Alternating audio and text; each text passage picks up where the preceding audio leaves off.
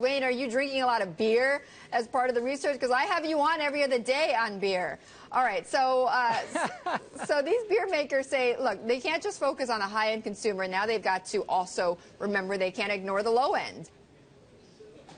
Yeah, that's right. For a few years now, especially after the recession, they've been looking at focusing a lot on craft beers and ciders and some of the items that are have higher price points. Part of that is just trying to get better margins as some of the volumes have tapered off, and so that's included putting more of the marketing dollars towards those brands as they try to get them off the ground, as they try to compete better with craft beers.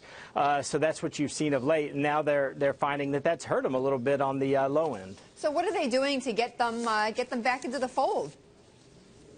Yeah, so Miller Coors, for instance, is launching new ads targeted at some of their Keystone and Miller High Life brands. These are some of their economy brands. And what they want to do is just spend more. So as these consumers start to come back into the market, one thing that Nielsen told me from some of their research is that a lot of these lower-end beer drinkers, cheap beer drinkers, were actually just drinking less. They're pretty hardcore consumers, so they were just drinking less.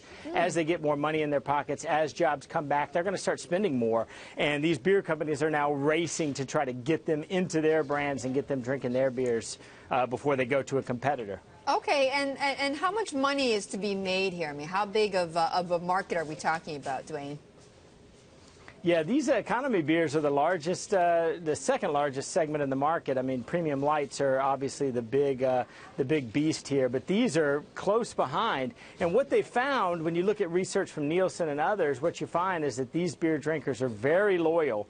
They basically go and buy 24 packs and stick them in the refrigerator and maybe have a couple every night while they're watching the evening news. And what they've also found is that millennials who are into craft beers and some other drinks also still buy some of these economy beers because, you know, when they're at home kicking back, maybe they drink something a little more affordable. When they're out with their friends and, you know, trying to look cool and sort of have an image, they want to drink some of the craft beers. So it's a very loyal segment that buys very regularly and makes more trips to the store than any other beer segment.